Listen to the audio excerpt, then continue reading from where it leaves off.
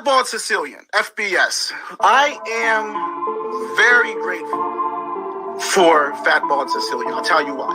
FBS created more channels than Comcast.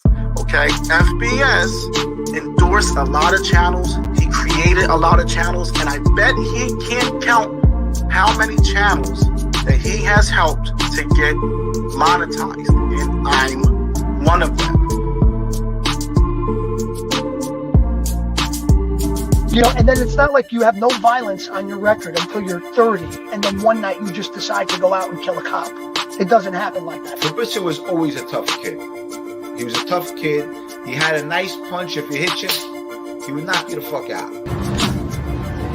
I already had the position. I don't want to say boss, but that's what I was. I had the position. I was made directly with New York, and I didn't have to answer to nobody in my area. I didn't watch the show, so I didn't really understand the magnitude or, like, you know, how big this moment was. But you know what? When De Niro asked him to let the old lady stay, you know, and she has to stay with the dog. Well, God, I've never started, huh? You know, that scene, and he was like, it's nuts. Anytime I got to shoot at John's restaurant on East 12th Street, which was like a big mob hangout where like Joe the Boss Masseria would like hold court, and I got to work with Nadu, who played Joe the Boss. Those were some of my favorite scenes. And the moment you walk in, I could recognize who's at the bar, who's sitting at the table, FBI. And this is the first time that I meet Sonny Franchitti's. As a matter of fact, outside the Bada Bing, Satin Dolls, we put a curtain in the parking lot. Everyone was wondering, why is that big curtain in the parking lot? We were rehearsing the hanging scene. I'm living proof, guys. I'm living proof. I mean, no, I'm no millionaire or nothing, but listen, look at my life 4 years ago. I was in a fucking hotel. I was selling crack. I was snorting coke. I was drinking myself to fucking death. I was literally taking bags full of Ativan just because I wanted to die in my sleep. I was all alone, you know, and now I'm here.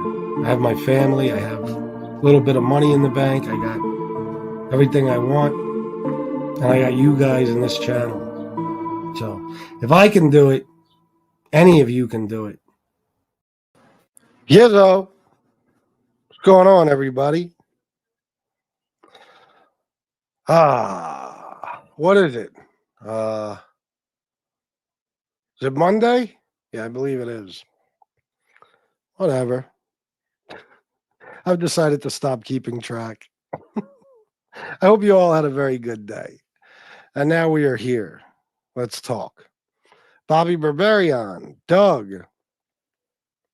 Oh. Well, I hope you can become a member soon, Doug. Unfortunately, I think this is how all the shows are going to be from now on. Antonino, hello, my friend. Good to see you as always. I saw you're feeling under the weather. I'm sorry to hear that. I hope you get better soon. Do you want me to send you one of my doctors? Because I have tons. I probably got, I don't know, around 11 doctors. You want one? Sure, one of them has free time. Paul Atkinson, you, Miss Can't Be Wrong. Good to see you as always. Sonny Soprano, Sean Landon Clark, NUFC, War, Jesse Roth. Wait a minute. Didn't I already shout you out? I don't know. I thought I did. Anyway, Yezzo. Guardino Inc. Gene and Joey, shit show, it's hilarious. What the fuck is that? Gene and Joey. There's something I don't know about? What is that? Why won't you be able to talk? The chat doesn't have to be members only, just the show itself. Unless maybe Miss Can't Be Wrong switched it to members, I'm not sure. I don't know.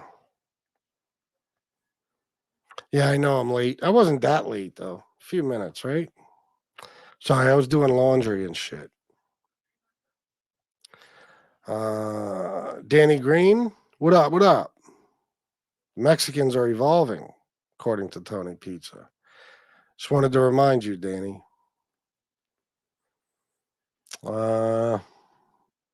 Easy Vidzilla, you. And I believe you donated. Long live Fat Bald Sicilian. Thank you, sir. I appreciate that very, very much. I don't know the way I'm feeling today. I don't know how long I'm going to live. I don't know, but we'll see. Steve Cutler. Hey, buddy. How you doing, man? Sven Larson, years out. Ranger Fan 11. How are you, my friend? Chris Parks. What's up, bro? Oh, you didn't switch it. Okay, cool. Then, and you, who was that said that? NUFC? I'm not sure. Somebody. They'll be able to talk still. Jason Mike Sale, you.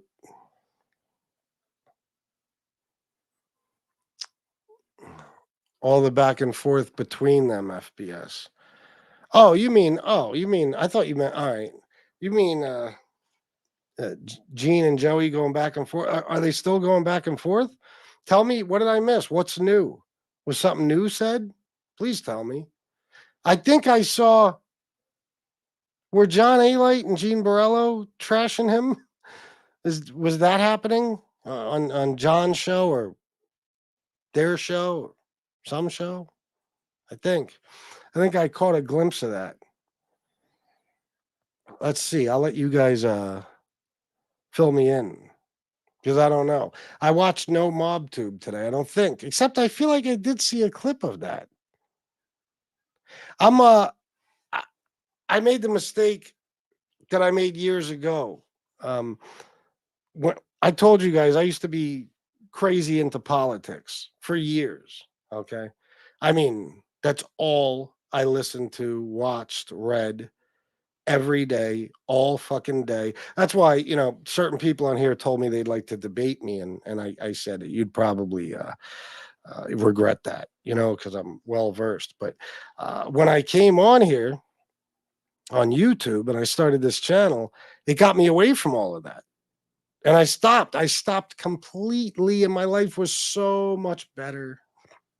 Well, I relapsed, guys, not on drugs or alcohol, but on politics. It's not a good thing. Now they'll take that little clip where I said I know what they'll do. Anyway. Yeah, I'm all buried in that shit now, and I'm watching too much and listening to too much of it.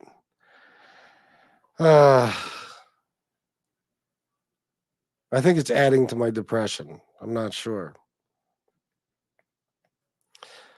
John and Gene were in Philly. Why were they in Philly? John A-Light and Gene Borello must do pretty good money-wise. They seem to live very well, dress well, and travel. Well, I always said that I think John has to be.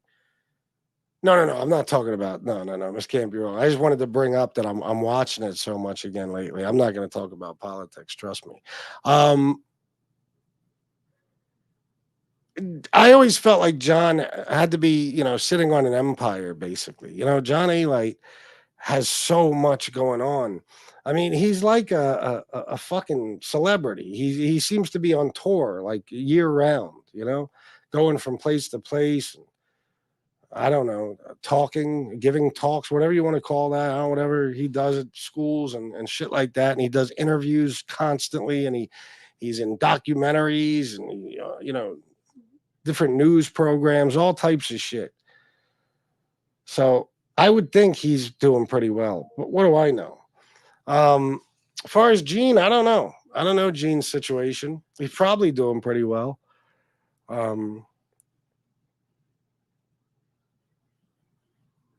I would assume. But I think Gene probably, he's got something big going on, right? So he might have, a lot of investors and stuff right now. So, but I think he always did pretty good on his own. I'm pretty sure. John and Gene are starting their show up again. I saw a live video they did. Oh, that's what's up. Was that the video? Were they bashing Joey Merlino?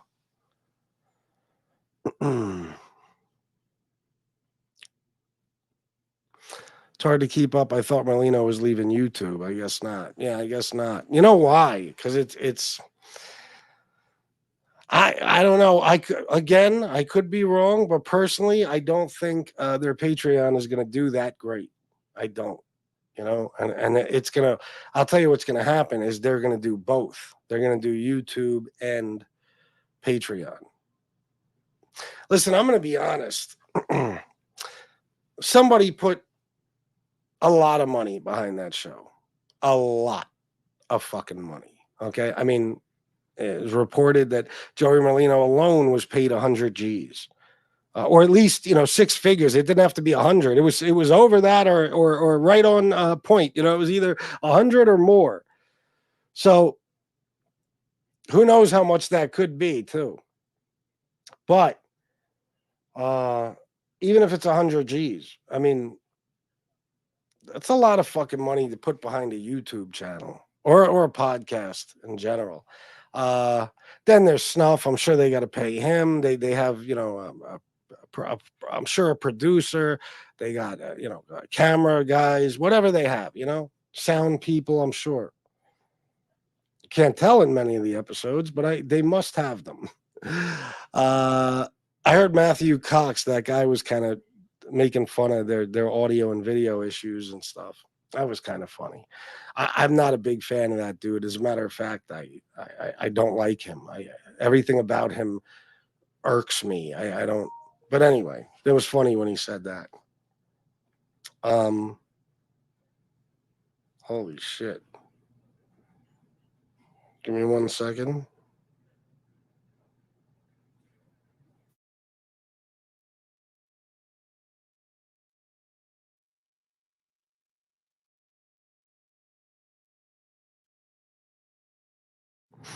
All I will say is thank you. Thank you very, very much. That's awesome. Anyway, so there's a lot of money behind that show. Now, I don't understand why. I'm just telling you the truth. I don't get it. I think, and I know, one guy who's behind it, famous guy. I think that the plan was to have a Michael or Sammy type of show. And I don't mean, a format or anything. I mean, on that level, because Michael and Sammy, if somebody put $100,000 or, whatever behind their shows, they I'm sure, would have received and somebody probably did, by the way. But even if not, if somebody would have, I'm sure they would have received a pretty fucking impressive return on investment, because just off of ads, merchandise, fucking. I mean, I guess there's the YouTube side and the podcast side, right? I don't know about Michael, but at least for Sammy, that's 2 streams of income. Sammy, when he does lives, I don't know about Michael, but Sammy does lives where he gets super chats and shit too. And I'm sure he gets all types of money sent to him, so I think that's what was planned for the skinny, and it just didn't turn out that way. And yes, you could tell pretty early on how far a show is going to go. And like I said, I'm not bashing anyone or trying to say anything to criticize anybody. I think we could all agree now that show isn't going very far. Getting the numbers they got within their first three and a half months, whatever the fuck it's been.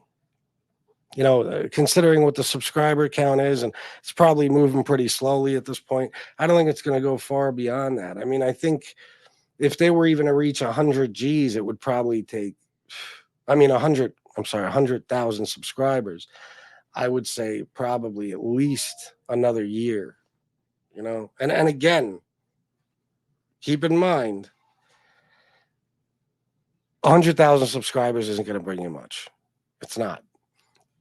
It's not when, if you're me or somebody, yeah, sure. But if you're, like a professional show with a team, and investors, then no, 100,000 subs ain't, no, it really wouldn't even be enough for Joey and Snuff to be satisfied. And I don't blame them. You know, especially if all they're making money off of is ads and merchandise. And according to Joey, they're not making money off of ads, which I have a hard time believing. I just, I think they went wrong there. I think there was a big mistake made, a monumental miscalculation. 6 figures to put behind a show like that. I mean, and here's the thing. I think the plan was hinged on at least the hope of getting Sammy or Michael like numbers. But there's a difference. Sammy can tell war stories till the day he fucking dies. Michael could talk about the mob, and he's diversified in every possible way. Celebrity shit, interviews. He's got his little tour things he goes on, appearances, documentaries, all this shit he does. There's money coming in from every fucking where.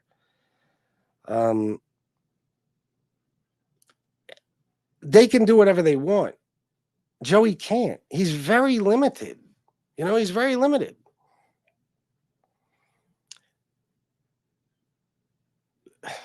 I shouldn't say this. No, I'm not going to say that. I was going to say, no, I'm not going to say that. Be very careful. Very careful, Chris. Don't say it. John A-Light and Gene Barella. I read that one. Gene was on with A-Light. Gene was trashing Joey. John was sticking up for Joey. Oh, really? Oh, that's right. Because it was, I think the title had the word debate in it, right? Yeah. I should watch that. I'm going to watch that.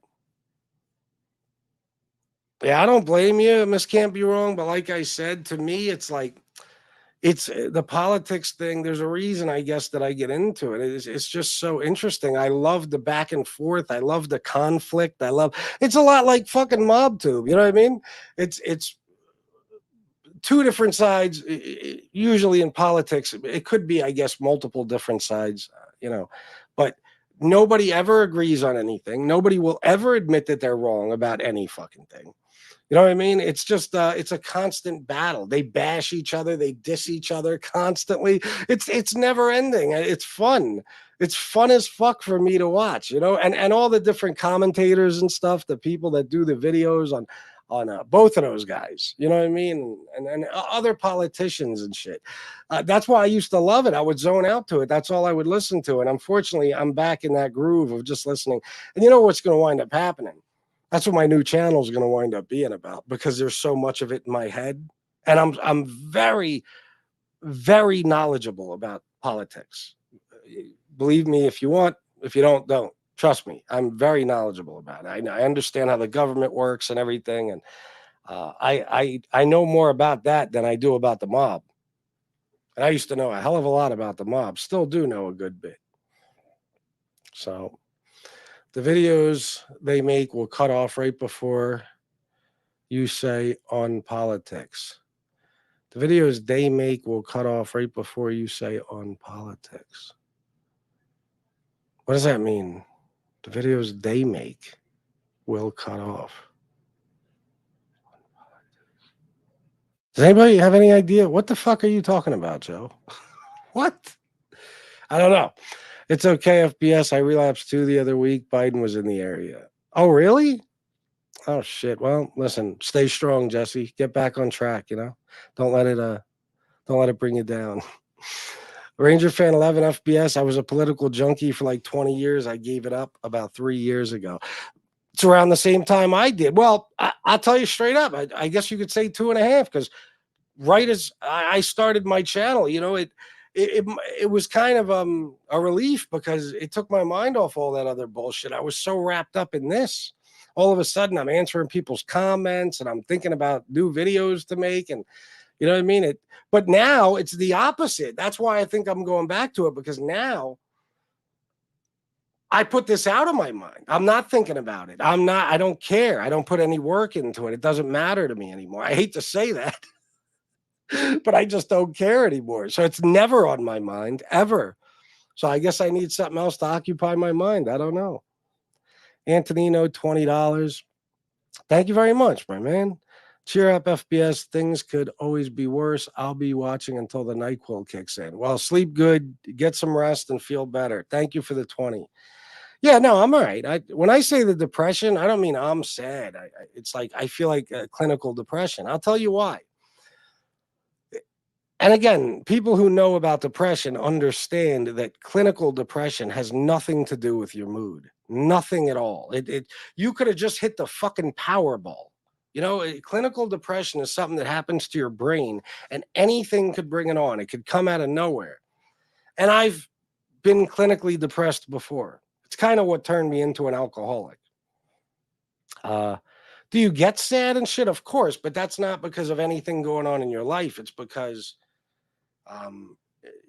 your mind changes. I mean, like me lately, I'm a homebody for a couple of weeks now. I dread going out. I don't even go out for anything. Today, I had to go out to get cigarettes, and I did everything in my power to avoid that, but I just couldn't. You know what I mean? I haven't left the house in days before that. That's how I like it. Lately, but that's not me. You saw what Mustache Pete said last night. I could never sit still in my house. No, generally I couldn't. But now it's like, I don't want to go anywhere. I swear to God, guys, I've completely lost interest in buying sneakers, shopping, polo, everything. I've lost interest in everything.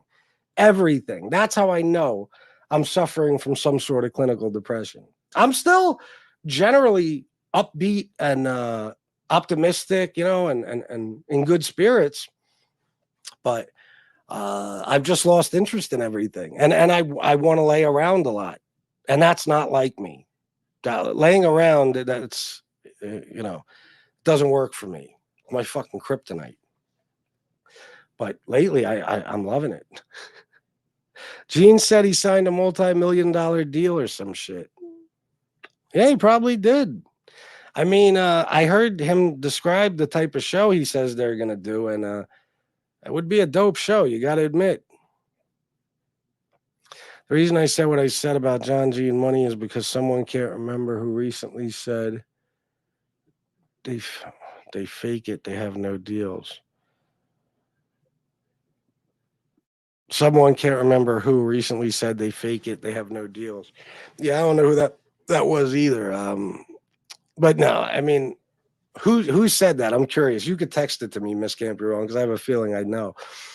How could you even say that? And even if I still hated A-Light, I'm honest. I would be saying this.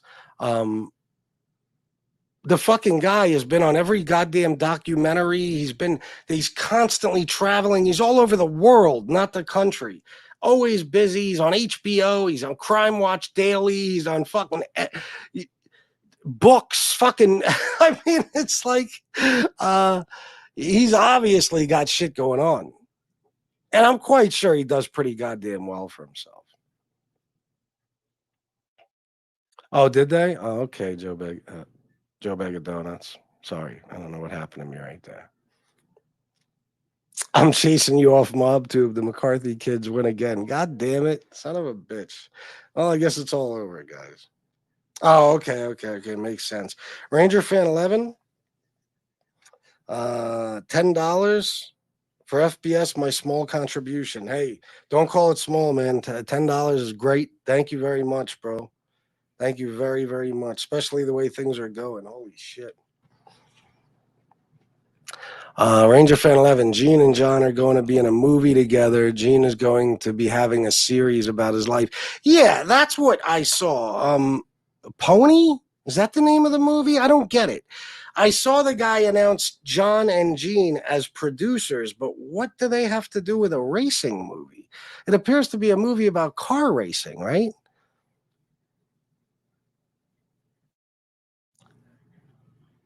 Right? That's the one thing I'm confused about. And Mob Talk Radio is now involved. What? In all the beef? Well, I guess I'm missing a lot, huh? Thank fucking God. Oh, listen, don't worry. Miss Can't Be Wrong. I'm telling you, I'm going to figure something out for us. I'm telling you, I am. Trust me when I tell you. It's going to happen. It's going to happen soon. It has to. I'm going to figure something out. Yeah. Rumor has it Merlino is broke and needs the money. Well, I'm going to say this, okay? And again, I go out of my way not to talk about Joey in any type of, insulting way or anything, because first of all, well,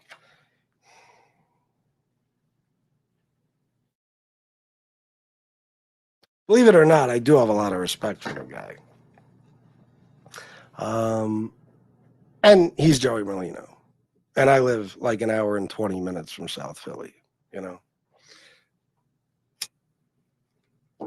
And I go there from time to time and walk around. I'll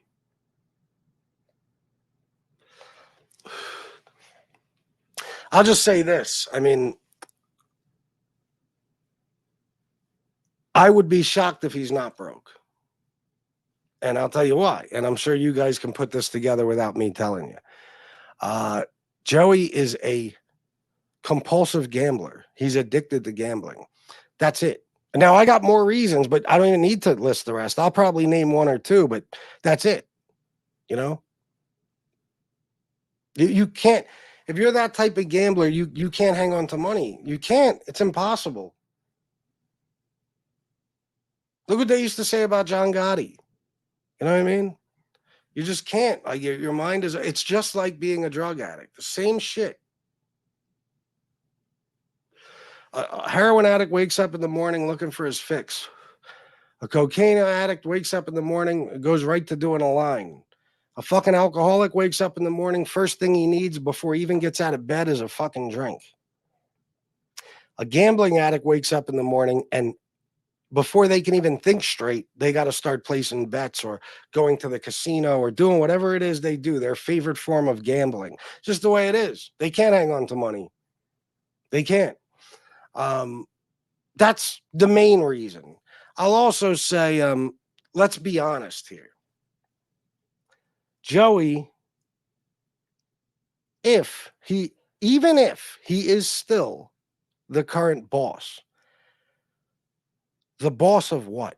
Now, I'm not saying those guys aren't dangerous or anything. They absolutely are. Joey included. Very, very dangerous guys. I'm not saying that they can't hurt people and do shit like that, but I'm talking about as far as making money. I bet you that they're one of the most heavily surveilled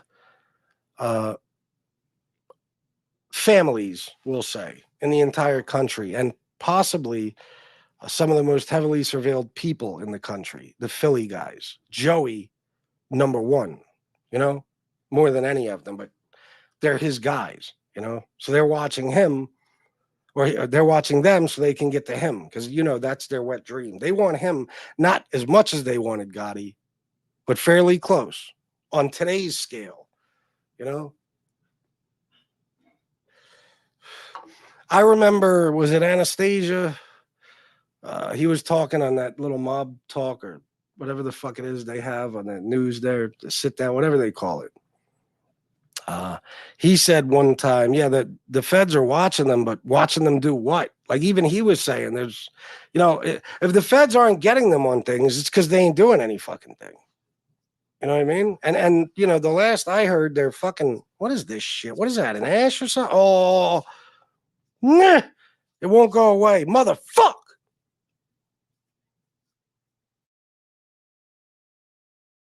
Got it. They were flipping houses and shit, they were doing legit shit. So I don't know. My point being is, if you're the current boss, you're getting money from street shit. Guys are kicking up to you, as they do with the boss, But is there any money to kick up? I mean, I don't know. I don't know anymore, so, and they're so heavily surveilled. I mean, Jesus Christ, at this point, how the fuck would you even get it to them? You know what I mean? Like, God almighty. I don't know. I just, I've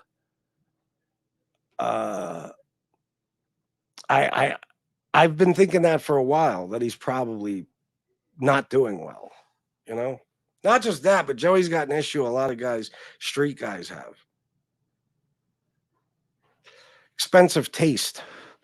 Joey for 30 fucking years now has been wearing nothing but like Versace and Gucci and Louis Vuitton and all that shit.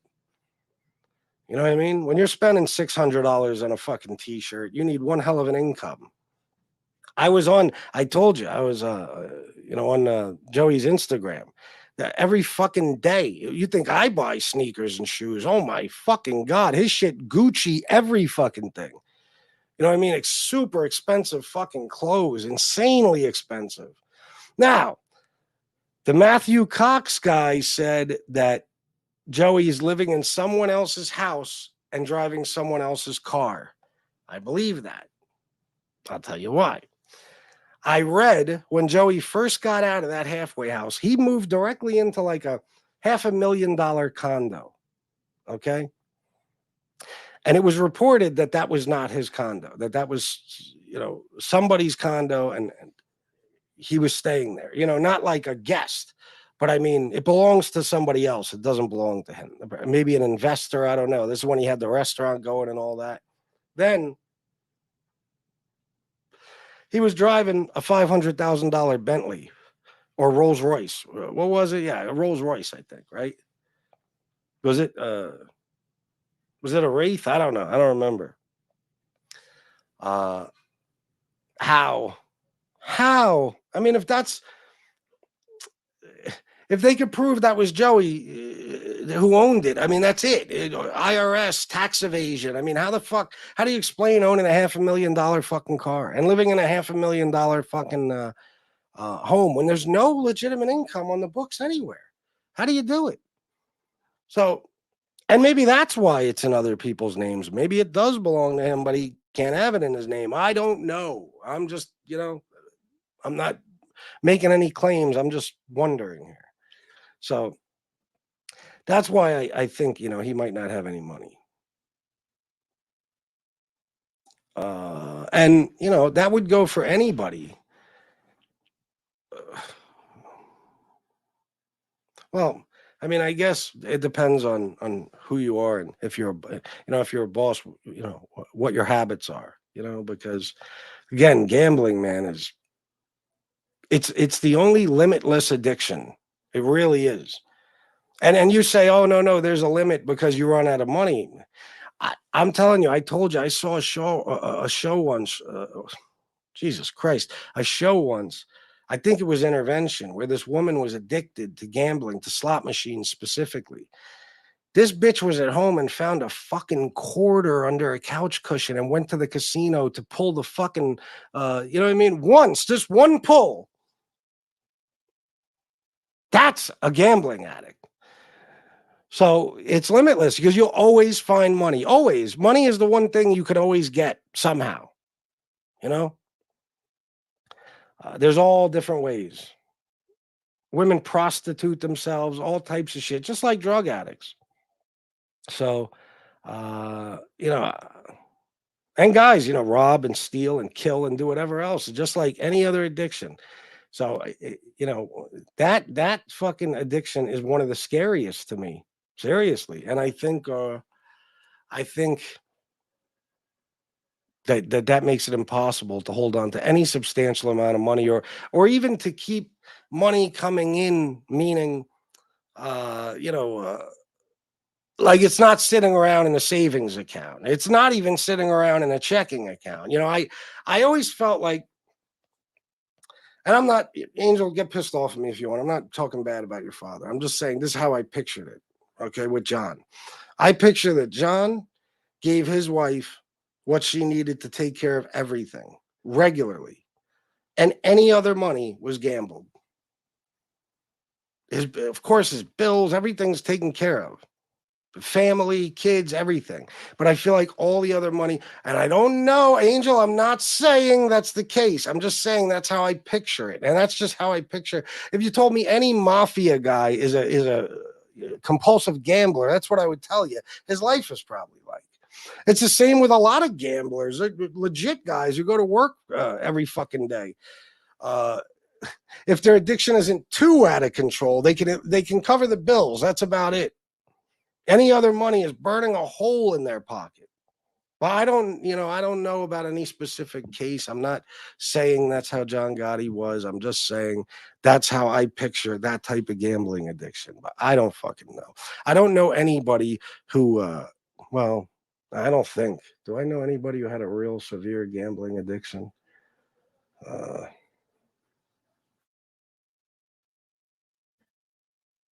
Oh, I don't know, but I've heard enough stories and seen enough. The reason I said what I said about John Gene, oh, I read that. What happened? How did I go backwards here?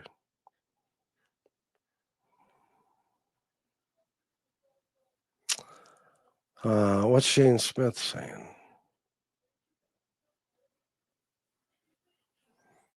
I don't know. It's just a random comment. I get the world needs informers, but to have no shame about it is beyond me. Well, here's the reason.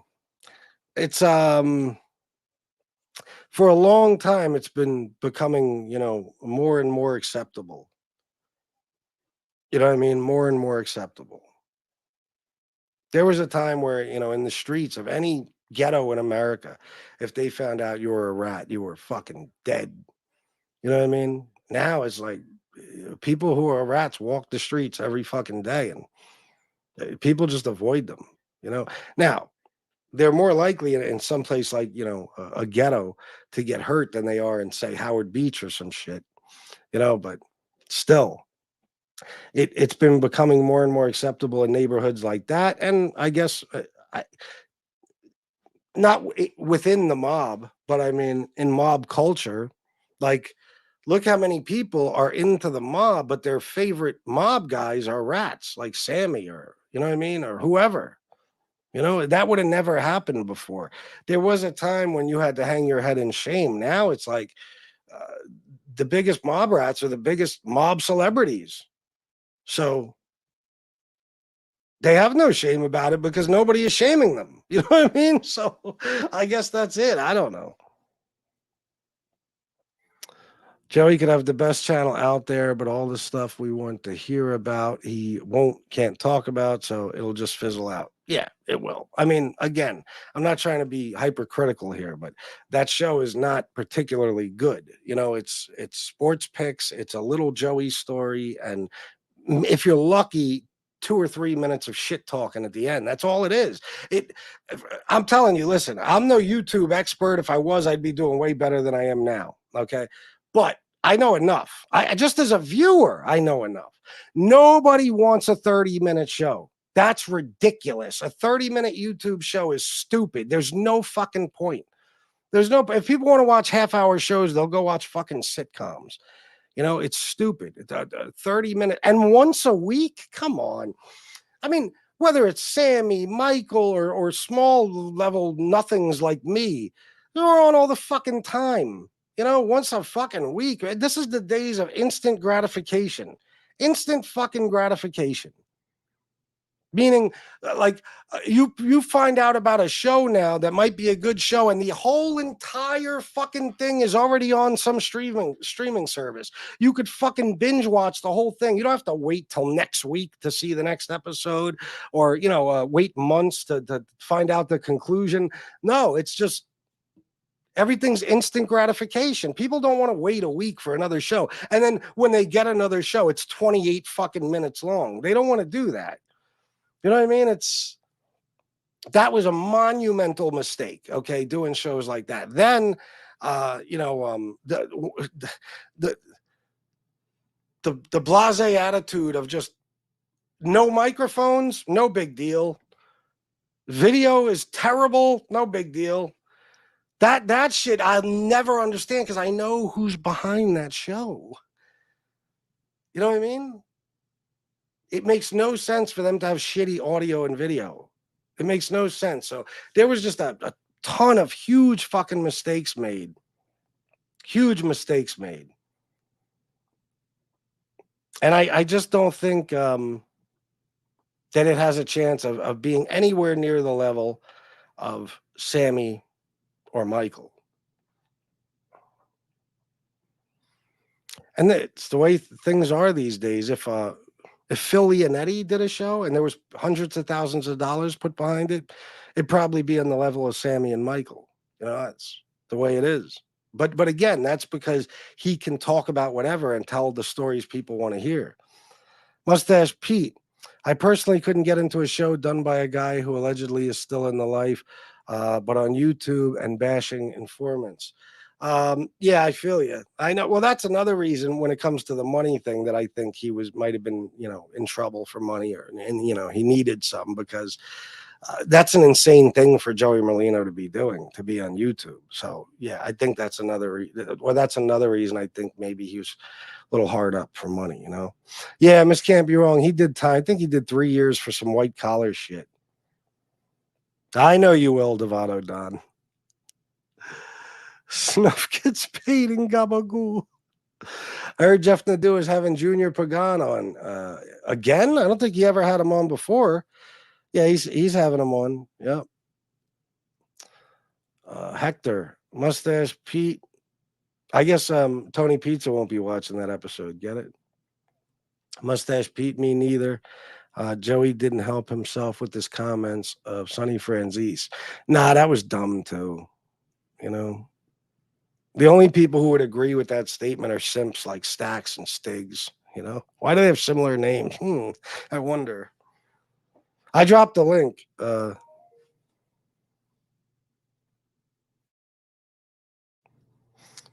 at this, man. These donations. Beautiful. If anybody else wants to donate, feel free. Where did this go? Hold on. Stephen Cutler, $20. Okay, I wanted to read that before I read it out loud. Have a sin compromiso on me, FBS. Think most people are more depressed during the cold winter months. Keep your head up and Happy New Year. Appreciate you, bro. Thank you, man. I appreciate you too, bro. They are. That's called SAD, seasonal affective disorder. Yeah, winter. The short days, the lack of sunlight, just not going out as much and stuff. It fucks you up. You're not as active. You're not. If it was warm out. That's another reason I've lost interest in going out. Going out for what? It's fucking miserable out there. It's fucking terrible, especially the last week or so. Holy fuck. I saw a thing earlier that fucking alligators in North Carolina are frozen. They were smart enough to stick their noses out of the water. No bullshit. They're fucking frozen. Well, they were up until, I forget what day, they finally thawed out, I guess. Thank you, Steven. Hey, what's up, bro? Hey, how's it going? Pretty good. How you doing? Yeah, it's been a while. What's happening? Yeah, it has, man. It has. How's everything going? Not bad, not bad. What are your thoughts on this?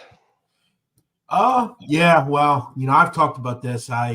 Sometimes people get annoyed that I bring it up, but yeah, I think some of the same issues I have, I think a lot of people have. I think it's getting better, like the show as far as studio and stuff. I know they've changed it around and stuff. But look, as you and I have talked about, as a lot of us talked about, there's only so much they can talk about, And look, if it were me, I probably would never even have gotten into that stuff if I was him, because you could do really well interviewing people and things like that. And if you can't actually get into it, where are you really going to go with it? So I will say, I heard their Q&A. Kind of interesting. There was a lot of interesting things said in it. So I think if you do that, it could get interesting. Yeah. Yeah. What do you think about the financial situation with him? Yeah. Well, look, I guess none of us truly know what someone's financial situation is. I know he got paid a good amount, as far as I know. I don't know exactly the amount. I heard it was 6 figures, which makes sense. I guess I would look at it from the standpoint of the company that did it. I don't know how it makes sense financially, because it's going to take a long time to recoup that amount of money, because, as you know, YouTube doesn't pay particularly well. And I think the problem they had is obviously a lot of the shows are getting monetized. It'll be interesting to see how long and if their Patreon has success, because if you can get past the first month and continue to retain people, you could probably make decent money doing that, but I guess it was one of those things where you give it a shot and see how it goes. The problem they have is a lot of the sports books wouldn't work with him. That's where the big money is right now. Sports books, they're throwing money at people. And no sports book would work with him. So I think it's troublesome from that standpoint. Yeah, it's a problem. Do you think I was right about maybe? Do you want to say who's behind it? I never say. I know, but I mean that's up to you. Is that not so a thing? I think it's common knowledge at this point. I could be wrong. I'm pretty sure it is. But Kevin Connolly's the one behind it. Kevin was in Entourage. He has a company called Action Park Media. And listen, this isn't Kevin's first time, doing this. He was, the producer, I believe the director of the Gotti film. He has some interest in doing some filmmaking. He's done filmmaking with ESPN. So he has production ability, and he has his own podcast, and it's decent.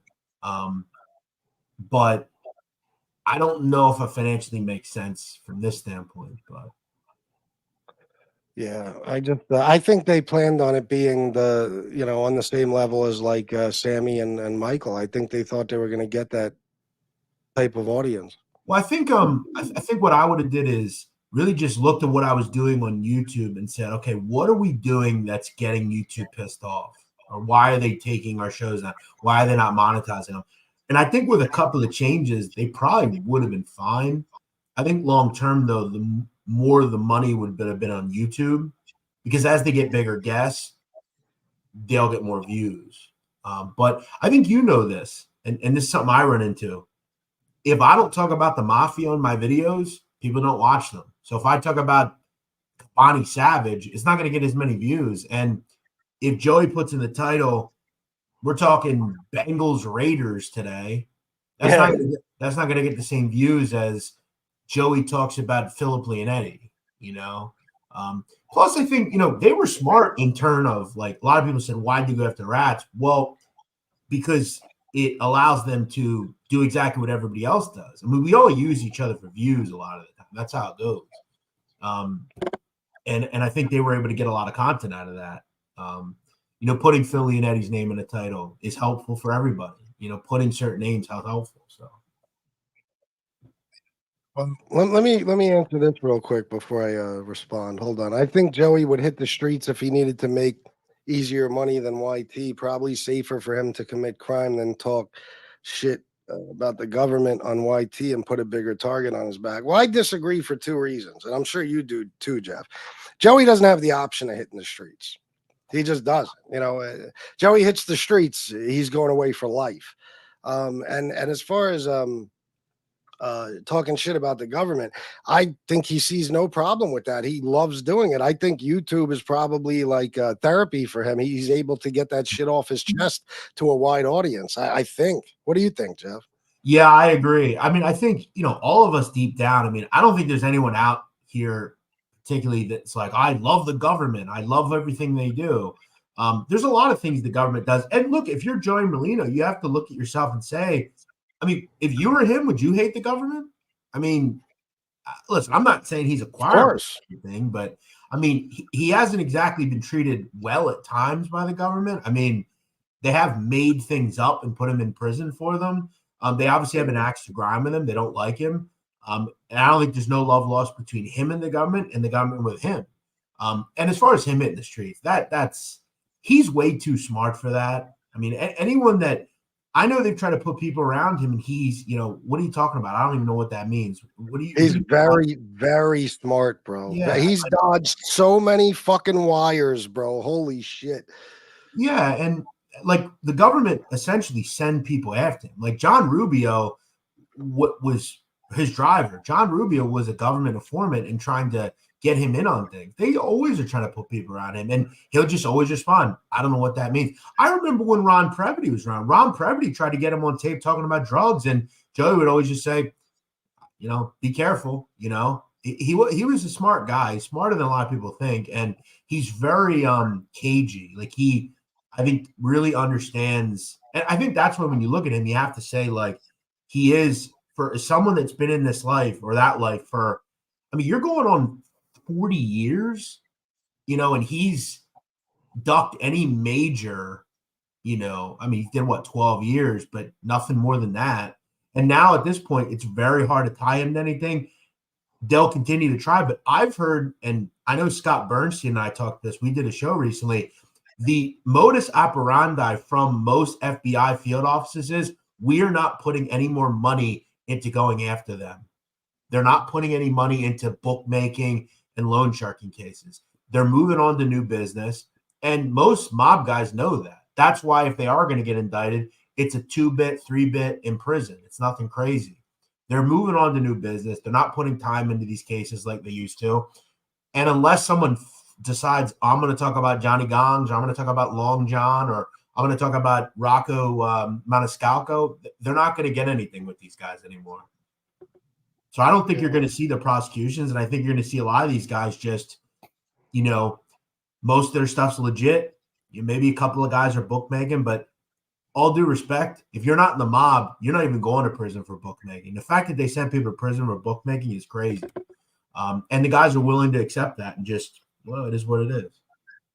Well, do you think that he's going to catch a case because of this YouTube shit?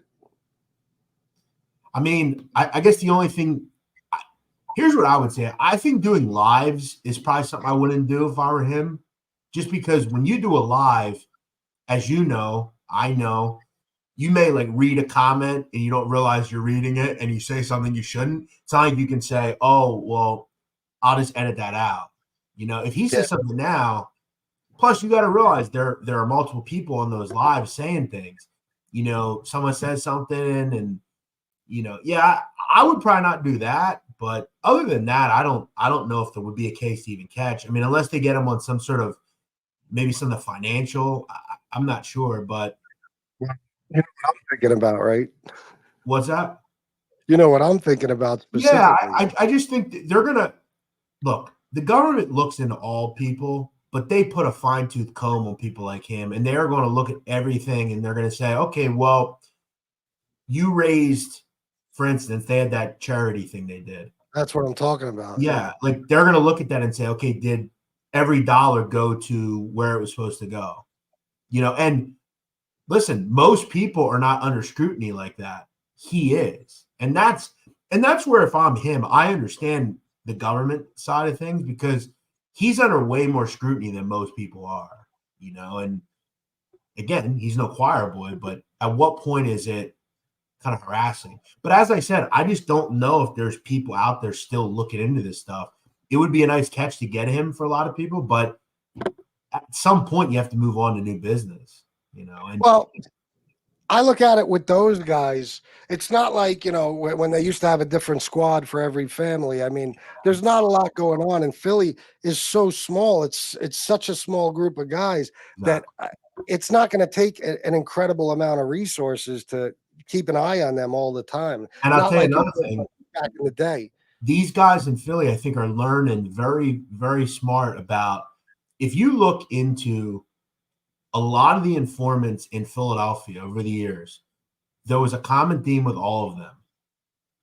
All of them were not part of that crew, right? All those friends together. You look at Bent Finger Lou, John Rubio, Pergiano, all these, John Vesey, Ron Previty.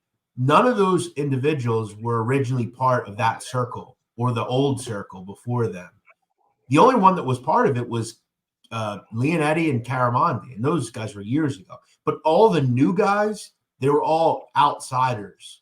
So I think they're just more, we're not going to deal with outsiders if we are doing anything. And look, I just don't really know what they get them on unless someone starts talking about, some of the old murders. But they're at cold cases at this point.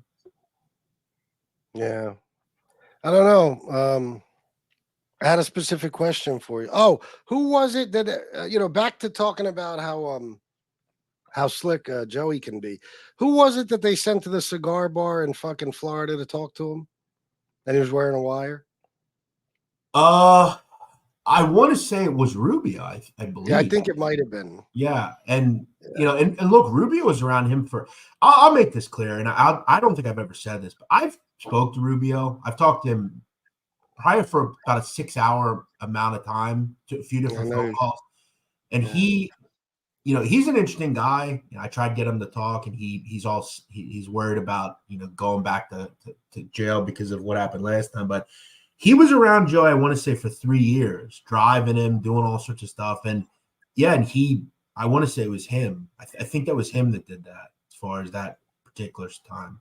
But then, you know, Chris, like you go back to like 2016. I mean, Joey was caught on tape saying about a certain person in Philadelphia at a Genovese Christmas party, this is the boss of Philadelphia right here. So like, wait a minute, who was caught? Say that again. Joey said to a guy in the Genovese, I want to say it was either Patsy Perello, or Rooster D'Onofrio. They were at a Genovese Christmas party, and according to the an indictment, Joey introduced a certain guy in Philadelphia as this is the boss of Philadelphia, and it was a different guy than him, obviously. So that was what, about 7 years ago, 8 years ago.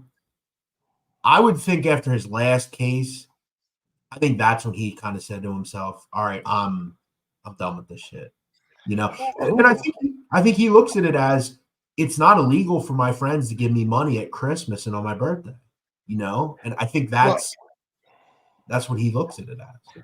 Well, that's the thing. Okay, two things. First of all, who the fuck was that he said was the boss? All right, so I'll put it in the private chat. Okay, all right. I think I know. But I'm just curious. And the other thing is, this is the thing about him leaving. This talk about him leaving to do what? What's he going to become? A fucking truck driver, a plumber? How do you leave? The guy's never had a job in his fucking life. What do you do? I think the goal, and yes, that's what I thought you were talking about, Jeff. Go ahead. I think the goal, and this is just my opinion, I think the goal is if I can get to a point where we have success, we can have success at a major level where this can be a job for me. I think that's what they had hoped this would be, where we're interviewing, you know, Meek Mill, and we're interviewing, you know, Allen Iverson, all these different people. And you get to it kind of being like a lifestyle brand where you can make money doing it.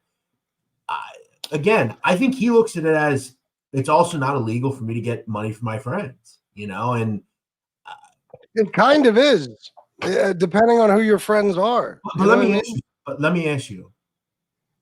Let's say every 2 weeks I come to your house and I hand you $500. Mm-hmm. It's not illegal. No, but if you're a major, say, heroin dealer, then I guess. But what if all these people, which it's, you know, all of these people that are in Philly now are have legit businesses, whether it's any of these guys, right? I agree with you. I think they'll obviously try to turn it into something different, but I guess you could also prove what is the crime here.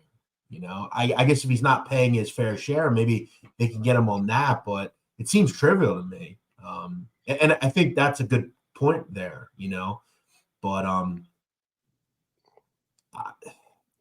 if he's in the streets still, I'd be pretty surprised. I mean, look, he'll always just say, well, they're my friends, you know, and yeah, he doesn't have to be anywhere near, and I know it's just an expression, but anywhere near the streets. He don't have to be anywhere near Philly. He don't, you know what I mean? He's I mean, he was real quick. I think the age-old question, and I've always asked this myself, and I think they've asked this for years about him.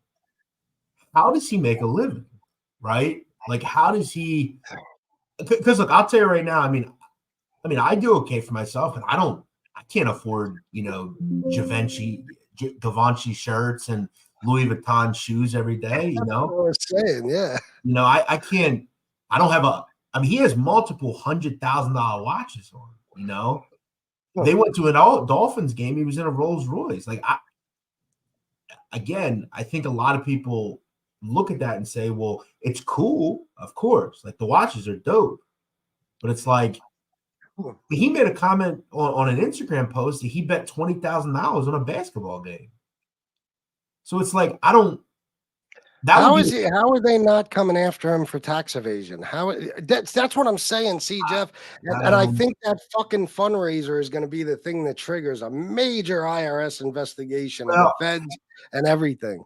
I think it's possible. I mean, like I said, I mean, they definitely created. I go back to the case where he fought that case in 2016 and was the only person to beat the rap on that case. I think there were 47 people. They all pled. He was the only person to fight it, and he beat the rap. They were so pissed off that they brought that gambling charge, which essentially was he was betting on sports, and they put him in jail for 2 years. That's something that millions of people do on a regular basis. So he's under scrutiny that a lot of people aren't. And I think the things like the fundraiser, they're going to look at it and say, okay, well, you made how much money? 80 grand, let's say. You bought bikes and turkeys. Where did the rest of the money go? You know, and there has to be a fucking documented accounting for every single fucking penny of that money, bro. Yep. That's the only thing. Like, I agree, Joey's smart when it comes to street shit. That you couldn't have made a dumber move. I mean, why not? Look, we know who Joey is. We know who his friends are. He could raise that money, privately and just do something like the way he used to do it. He didn't used to go on YouTube. You know what I mean? It was street money. But when you go on YouTube and you're taking money from regular people who are donating, and I know not all those people are regular, but all these people donating, probably hundreds, if not thousands of fucking people, you're doing it so publicly, and then all you're saying is, oh, we're going to buy bikes and turkeys and this and that. No, they need to know that, first of all, that money has to be taxed, right? They're not a registered charity. I'll say I don't know how it is when it comes to like a charity type of thing. As you said, I don't know what behind the scenes if there was someone that is a registered charity. I will say you can look at who the donors were online. It's public information, and there were probably 10 individuals from multiple crime families. And I think a lot of people are going to say, well, okay, well, they're giving people. That's great. There's nothing wrong with that. But again, I think we have to remember, he is not a regular person in the eyes of them, right? Like most people that are listening to this, they give to a charity and they don't think twice. Like anyone can open a GoFundMe, right? And for cancer, whatever is wrong with you. And no one thinks it twice. But when it's him, then he thinks twice, right? So, and they don't fuck around with that type of fraud. When people get caught scamming people on GoFundMe's, they're in big fucking trouble. It happens all the time. People saying they have cancer and raising money for bullshit. Joey, listen. I understand what you're saying about how they're moving on to other things, the feds and shit. There's no doubt though that they're not going to stop till they get him.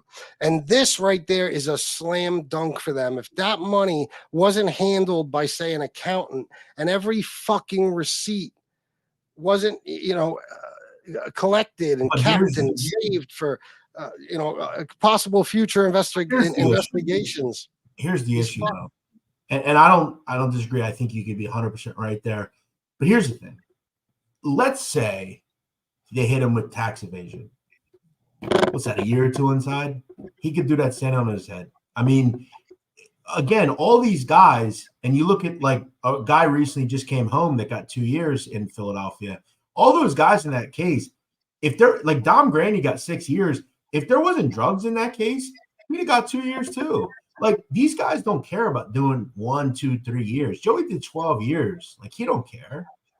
Yeah, but he don't want to go back at all. You know what I mean? And I know what you're saying. It's nothing for him, but for 70 grand, 80 grand, a couple of years of your life for 70, 80 grand. Yeah. Well, yeah, you're 100% right. I wonder.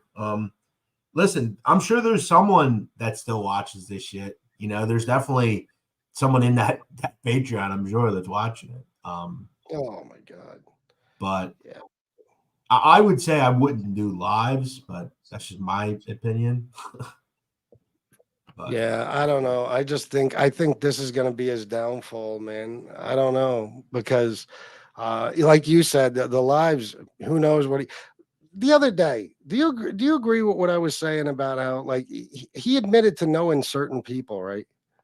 Right. I did hear that. Yeah. Why?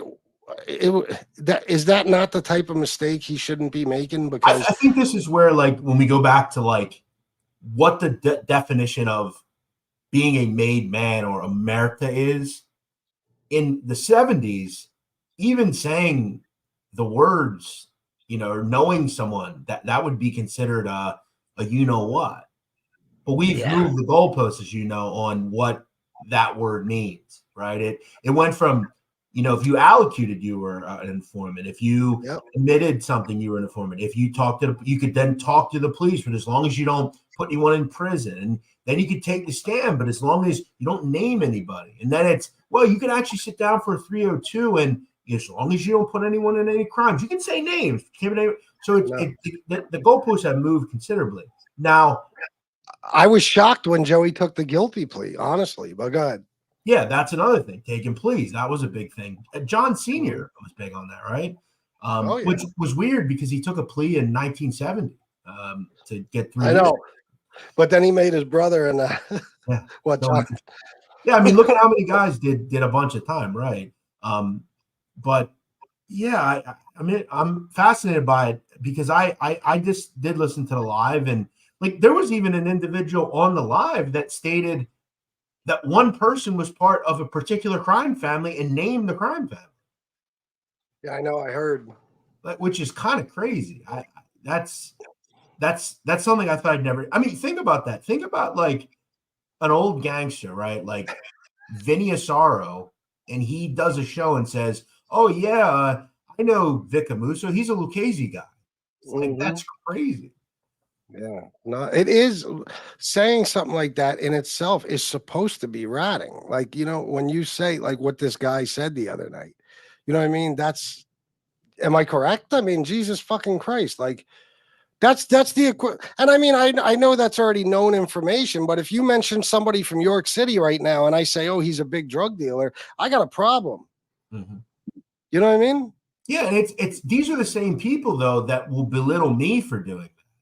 Like they're like, oh, well, he just sits there and talks about people and puts people into things. And, I think that's the biggest thing with some of these guys. It's hypocrisies, right? Like I can do it. More like that. You're telling stories. You're not sitting on screen with a possible boss, Mm-hmm. Yeah. Or it's just, past boss. It's odd to me, but yeah, I think doing lives could be, because again, also like one thing we have to also remember is, like I've known Joe Snuff a long time. I love Joe, but like Joe he may not know who someone is, and he'll like mention something that he shouldn't, and it could get really testy. I don't know. It's better to do recorded shows sometimes. Yeah. And when I said, if I understand it correctly, just in case anybody got confused, when I said it's rat, I'm not talking about anything Joey did when I said it's ratting. I would never call. I'm talking about what was it? It was Stiggs, right? That said, yeah, he said a certain guy was part of the Genovese family, which that's what I'm saying. Yeah, probably didn't need to be said, I think, but and I want to say he was disciplined for it. He was told, "Don't do that again." Well, rightfully so. You know what I mean? It's a reckless thing to say, but I think people are so used to this mob tube shit that they have to adapt to being around a guy like him live on fucking YouTube. Yeah. Again, live's a whole different animal, man. You say something, there's going to be someone that will rewind it quick and rewind it and put it out, and then you're screwed. Believe me, I've gotten in a lot of trouble over the years for things I've done on live shows. Me too. Yeah. I mean, I know guys I know a kid at Barstool that rapped a song lyric from Bone Thugs and Harmony, said a word he shouldn't, and he was fired from Barstool. Fired. When he dropped the N-word?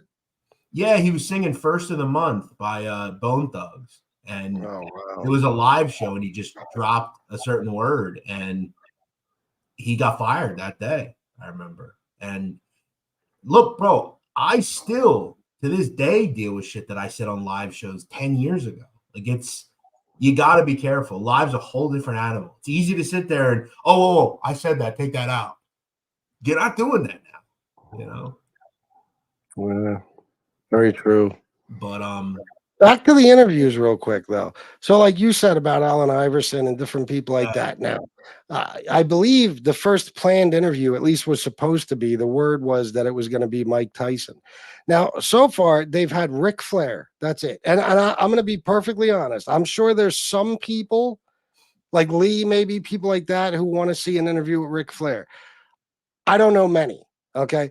Why has Joey not gotten any of these bigger names? Why aren't they doing these interviews? Well, and that's what I find interesting about the Patreon side is like, how do you sell that to someone and say, hey, come on my Patreon with, I don't know how many people they have, but it's not as many views as they were getting on YouTube, right? Yeah. I don't know. Listen, I don't watch wrestling. I never have. So for me, I didn't even watch that episode. Just not something I care about. But I don't know. I want to listen to interviews where like the interview's good. I'm not saying they're not good interviewers, but like, I don't know. I mean, how much can you really get into, right? You know, I don't know. Joey said interviewing things. Mike has his own show. I mean, he's talking about all this stuff. Yeah, I mean, like the bottom line with Joey is people want to be close to that guy. And I'm talking about celebrities included. Anybody throughout history, celebrities have wanted to be around mob bosses. Okay. Yeah. They have. And I'm not saying he's still one, but you get my point. So like especially Doug celebrities, rappers, Mike Tyson, people like that, you know, they'll fucking drop everything to be, you know what I mean? To do a show with him. I don't understand why he hasn't done that. We know he knows Meek Mill personally. He's got to know a ton of others. I would have went Meek Mill, Allen Iverson, Bernard Hopkins, the Philly-centric people, you know, guys like he told a story that was fascinating about him and Allen Iverson went to a club one time. Like that shit's interesting. Like that's super cool. Like that's a wild thing. But you know, Eric Lindros, who's a flyer, like that, like shit like that would be, I guess, cooler. But like, I don't know. I'm not into, you know, guys interviewing that like aren't really interviewers. I'm just not really into I that. know. But I know, but you know, they should have on fucking Gilly. Bring Gilly on the show, let him interview them. Do you imagine the fucking audience they'd get? How many subs they'd have after that? The fucking what $1 million worth of game audience. I would then say, okay, I'll come on your show then too, because Gilly and Wallow have a huge fucking show. Oh my god! What I would tell them is they desperately need a producer that puts the show together. You know, I'll tell you this: there's one individual on YouTube in the mob space that has continued to get bigger and bigger and stronger. It's Michael Franzese, and you know why? It's not because he's the most interesting. It's not because he has great stories. He has great people around him, right? Mm-hmm. You also look at the one other guy that's successful. RJ and Michael have 1,000 people on Patreon. 1,000. That's not easy. But why is that? It's because Michael says, I don't know how to do this shit. So RJ, you do it. Look at all the other guys that have been on YouTube. They pretty much fizzled out, all these guys. You have to have someone that knows this business, knows people, has connections, can connect you with a guest and say, okay, we'll come on your show and you come on ours. That's how you grow a show. Plus, the producer puts the show out and says, this is what we're going to do each week. You know, it's not just we're going to sit there and just talk and see where it goes. Like there needs to be a structure to me. That's what I would say. Yeah, I agree. Well, apply. Become their producer, Jeff. I've asked, and I was told that Joey doesn't work with people that have interviewed rats. We know you're a journalist, I was told, but he just can't do it. So okay, fine. But they have no problem using you. Listen, you live and learn, man. You know, it is how it is. You know, I think the show's cool. I enjoy it. You know, I obviously know both those guys. I would love to help them. And I wouldn't even ask anything for it. I think it's important that they're in this genre. I think they've given a lot of people content. I think it's been an interesting time of them being on, but I can't make them do anything. No. But I will say, I mean, I don't think it wasn't told to him. He declined. So yeah, well, I guess you've been discriminated against, Jeff. Well, listen, here's what I'll tell anybody. None of you folks pay my bills. Every interview I've ever done with an informant has gotten me a lot of views. I got one coming out tomorrow that will do well also. I'm trying to bring in new people. I'm trying to grow this genre in a good way and, give all you folks something to talk about. So I think instead of constantly looking down on what I do, maybe we should just say, you know what? I'm sure there are many channels over the next week that will use the show that I have for talking points tomorrow. So, we all help each other, ecosystem wise. So, it is what it is.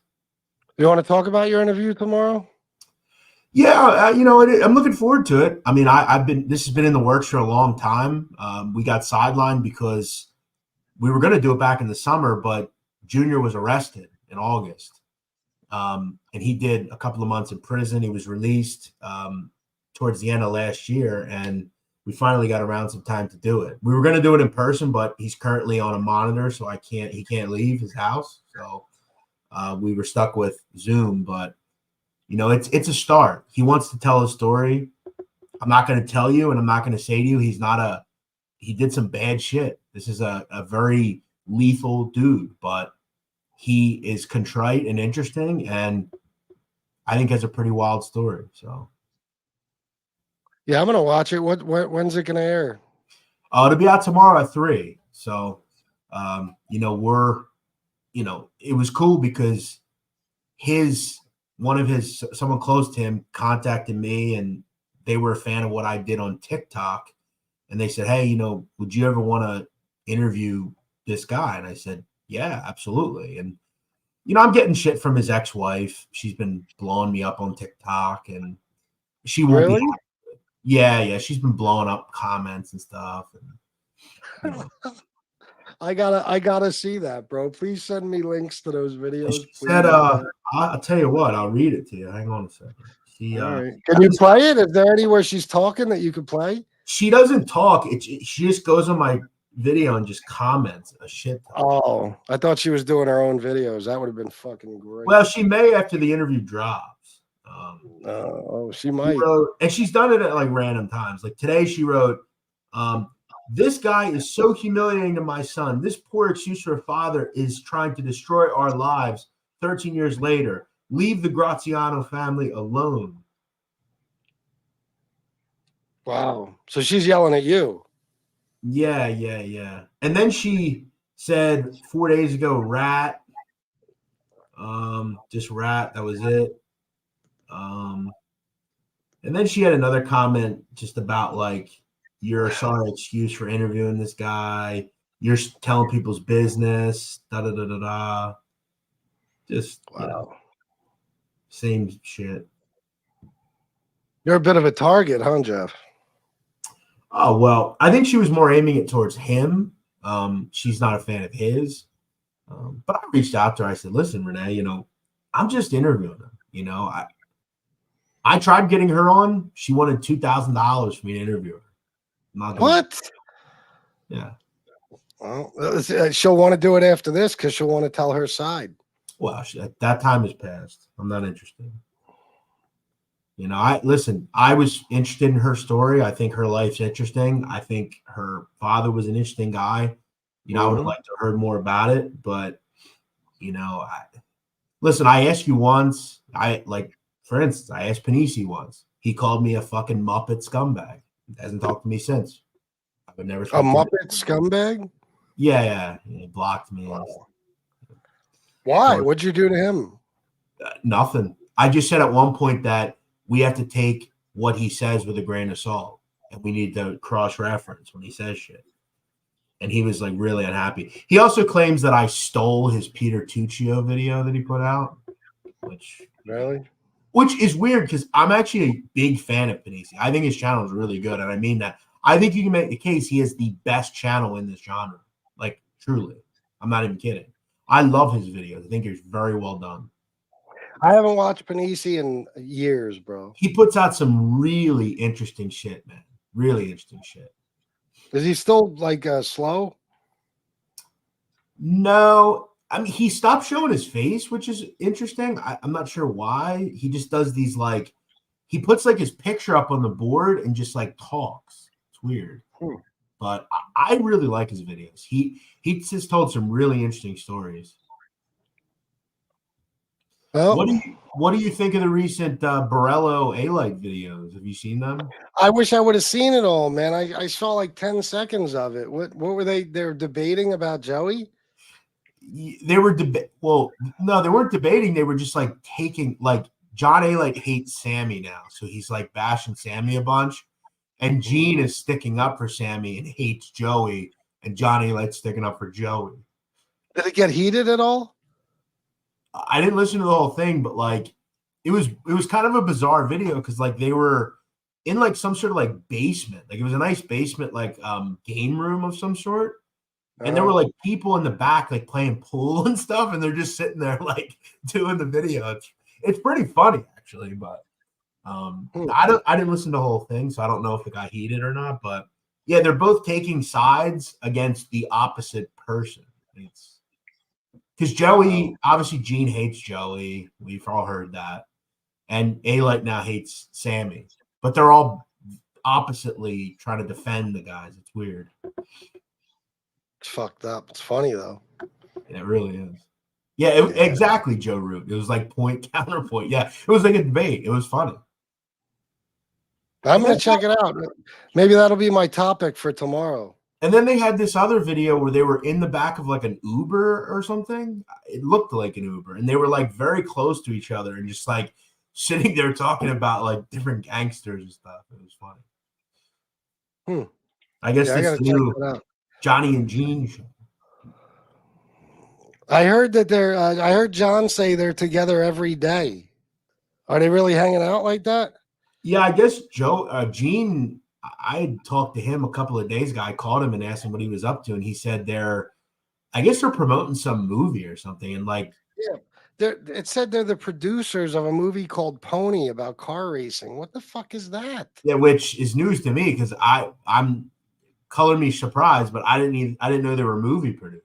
But I know. Well, did you see the video I'm talking about where they're standing at like a racetrack? Yeah. I know where that is. It's in New Egypt. It's in New Jersey. It's like this speedway. It's like this old like funny car like speedway or something. Is Gene still living in Florida? What's he doing up here? As far as I know, I mean, but he was out in LA for a while too. He was doing a bunch of like he was doing the interview carousel where he would like he did Cinnamills, Al Prophet, that idiot Johnny Mitchell, and another show. And I told him, I said, can I ask you a question? He's like, what? I said, why are you doing this now? Like, I guess he's releasing some sort of film, but it's like not out for like a year. I was like, why don't you do this then? But I don't know. Well, he does his own shit, you know. He's probably getting money for these interviews too. Good money. Yeah, I'm not sure, but he did like a jet set tour last week. Now he's in like the New York area. I guess he's hanging with A-Light. I don't know. That's good, man. He's doing his thing. He hit the ground running when he got out, I guess. Yeah. Well, he's gonna have a future ahead of him with all this shit, man. He is. Yeah, he says to me that he's doing some sort of like, I guess he's got like some sort of actual movie he's trying to put out about his life coming out. I thought it was a series or something. Yeah, some sort of. I don't know how much he's talked about, but like some sort of like series or something. And supposedly it's signed with like Netflix, but who knows? He talked about it on that Matthew Cox thing, I believe. I watched the good. Oh, right. By the way, Matt Cox did 12 years. Oh, he did 12? Yeah, he got 26 years. He ended up doing like 12 for white collar crime, right? Yeah, for what was it? Mortgage fraud. Oh, He stole like a bunch of money, and he's a. I can understand why he gets under people's skin for sure, but he's just got that face. Yeah. I spoke to him. He was all right to me. I think obviously he said it to me. He's like, I don't know nothing about the mob, but I guess for him, he knows it'll get views, so he does it. Yeah. But I wonder if he says he was around Joey. I'm not sure I believe that, but according to Joey, he wasn't. He said he could never sit at our table. Well, it doesn't make a lot of sense, does it? I mean, he was an informant. He's moving around at regular yard. Like, that would never happen. That's true. Like, I can't see that ever happening. Wait a minute. Matthew Cox was an informant? Yeah. Yep. Who the fuck do you tell on when your mortgage what? Yeah, listen, I can't say I know a ton about his case, but yeah, he told me it. He told me in his video, I actually realized it when he told me a story that he went and did an interview with that guy, Big Herc. You know that guy? Yeah. The big black guy that does like prison content. And he said he was talking to him, and in the middle of it, he said he was a rat, and Herc didn't know it, and his whole the way he talked just immediately changed. He said Herc, and that's when I found out. I don't know exactly who he cooperated against. But interesting. Well, I'm sure it was other white collar criminals, unless maybe it was a mobbed up thing. Who knows? Yeah, I'm sure he would know about that. Yeah, I'm sure he definitely gave out information because he ended up only doing 12 years out of 26, which is not 80% of his time. So, yeah. Well, that tells you something right there. I told you, we had a friend here in York. This motherfucker in like 98 or whatever, he got 35 years. Mm-hmm. And he went away. And in like 2014, he comes out. Let me think. Yeah, around 2013, 2014, he fucking gets out. And nobody's questioning anything about this. And I'm like, hold on, bro. How the fuck did he get it? He had 35 years in the feds. You know what I mean? How did he get out? How's that possible? Yeah. And so I started doing my research. The research I do on here, that's not new to me. I've been doing it for years when it came to street shit. And I fucking started researching this case, and it was like Villanova or somebody did some sort of case study on this guy, his drug case. And it says clear as day, the documents online, that after substantial cooperation to the government, his sentence was reduced by 50%. Of course. 17 and a half years. So I'm like, oh. Well, from what I'm reading here, to let people know this, of course. From what I'm reading here, Matt Cox went into prison not as an informant. He then went into prison and cooperated against some sort of sleazy government guy, like a mayor in Tampa or something. And then he got it. He wrote letters to the St. Petersburg Times in which he accused politician Kevin White of taking bribes from him. And the guy ended up getting 3 years, the county commissioner or whatever. So that's how he. So that actually does time-wise make sense. He may have did that before he cooperated, met Joey. It's possible. Yeah, maybe. I don't know. That is crazy though. Shit. He got a politician. I guess that's all it takes to get a sentence reduced, huh? Yeah. I mean, I guess when you're making money like he was, you're bound to find some scumbag in government.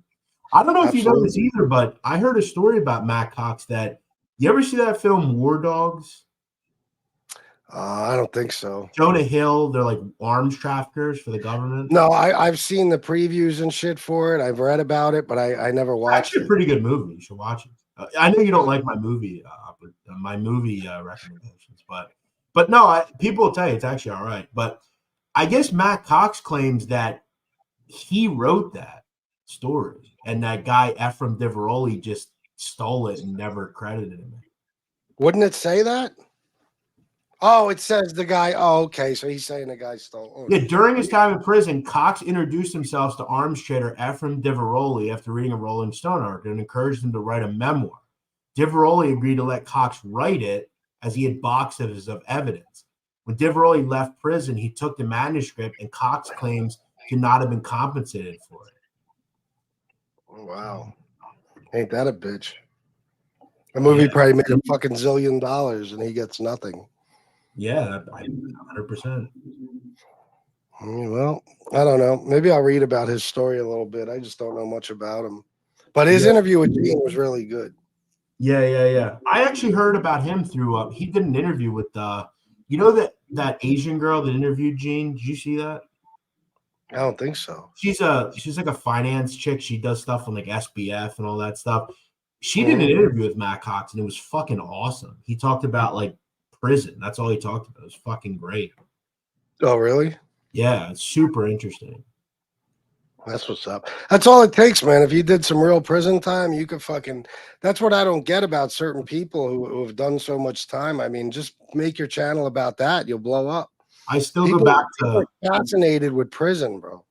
I still go back to, and I know we don't really talk about him much, but I still look back at him and think like, I remember when I found Rosso, he had like 800 followers on YouTube, and I hit him up. He was telling stories about like, and I had read about him in like being around Madoff and Persico, and I read his articles for Vice, and I reached out to him, and I'm like, dude, I'm like, would you ever speak to me? And he's like, yeah, I'll speak to you. And I remember the interview did really well, and he got like 10,000 in like a few weeks. And I told him, I said, bro, just stay on the roll here. You'll be Chad Mark soon. Just keep doing what you're doing. And then he started getting into the bullshit, and you know. That was the one, wasn't it titled your show with him, like 24 years in prison with Carmine the Snake Persico. Yeah. And the reason I hit him up is because I read his content. He wrote for Vice like years ago. And you know, I still see he's on YouTube though. I've seen him post videos. It's so funny, bro. I haven't thought about that guy in a long time. And earlier he just popped into my head, and I was thinking maybe I'll ask the audience what he's up to. What's he doing? He put a video out recently. I'm trying to remember what it was. It was like he's just like updating people like on his case. Oh yeah, breaking news. Convict Inc. goes to court, gets violated, stunned by court's decision. And then he So is he in jail? No, I guess he's like fighting his case or something. But he's really just been talking about like just regular shit, you know, and coping with stuff. And like he did a show about addiction, cancer, and his revocation hearing. Like he's just kind of just talking about regular shit. You know, thinking about it, like just the fact that I'm not hearing much about him tells me he's probably clean and sober. Yeah. You know, because if I think, you know, he was a maniac before he got violated. He was a fucking maniac. I know because I was his target most of the time. And I'm not hearing nothing about him, so I'm assuming he's not doing crazy shit no more. No, he looks like he's just, you know, on his best behavior. But good. You know, he had an opportunity. You know, I hope, you know, look, I always said I had no issue with the guy. Obviously, I know other people do, but I still remember that one of the most disturbing videos I've ever seen on here was that video of him in his car. Like it was just very like that was rough. That was like really kind of hard to watch, to be honest. Haunting, like he was it was like watching somebody come apart at the seams. Yeah, I mean, I've never taken drugs, you know, I've never been in that state of mind, but I mean, I know you were on drugs at one point. It's got to be a very disturbing to see that. I mean, I know for me it was. So. And not only that, but I can relate to it. You know, it's that you know, there's a point you get to, and I think this is the point he was at in that video. There's a point you get to, and I don't know exactly what he was taking. It might have been meth and stuff. I don't know, but with cocaine and alcohol, especially, honestly, it could just be cocaine by itself.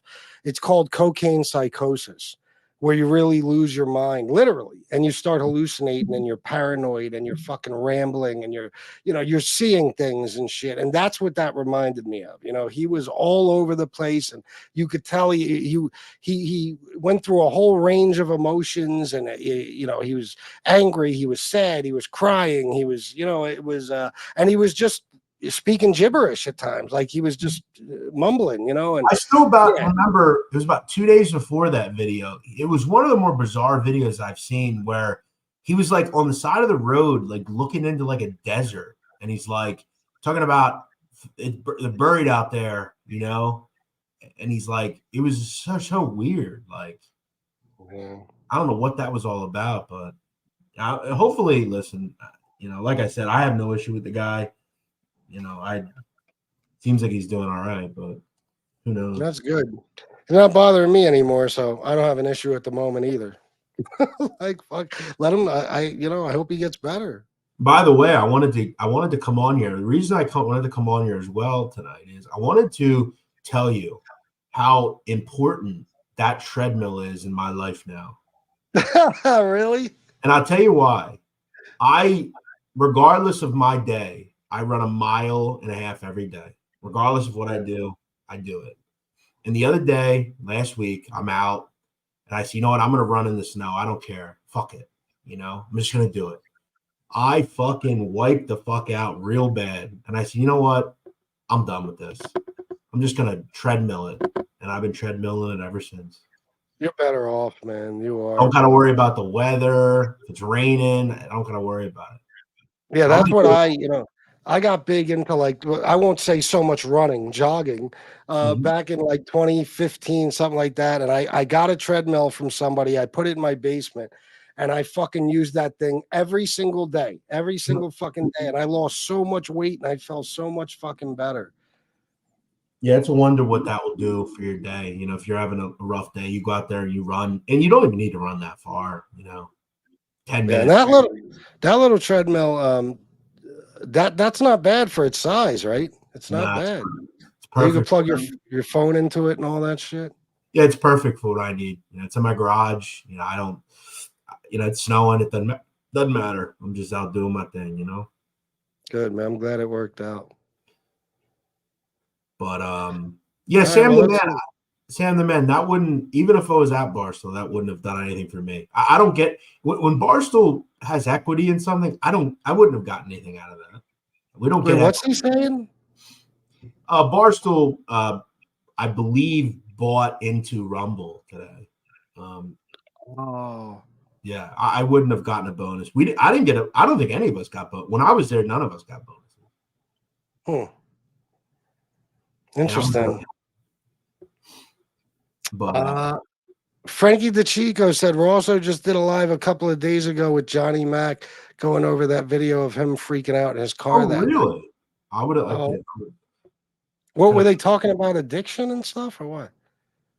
That would have been an interesting thing to review. Yeah. All right. Well, listen, Jeff. Thank you for coming on, man. We'll watch the interview tomorrow. What time did you say? 3 o'clock. 3 o'clock.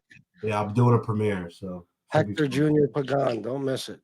Yes, appreciate that. Thank you so much, and appreciate having me. It's been a while since we've talked. Actually, a great conversation, man. Just talking about you know, Joey, and it really was, bro. I'm glad you came on. Thank you, man. Yeah. Talk soon, man. So, all right, bro.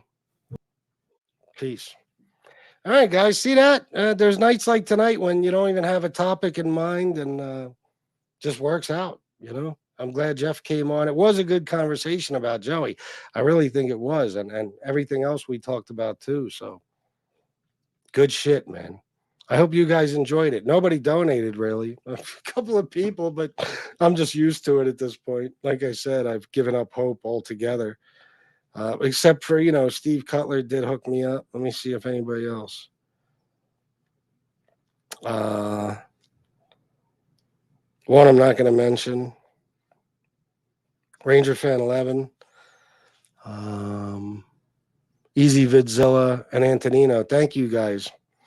I'm out of here. I'll be on tomorrow at some point, and maybe we'll talk about the John and Gene thing about Joey and Sammy. Who knows? All right. Thanks for everything, guys. I love you all, and until next time, salute.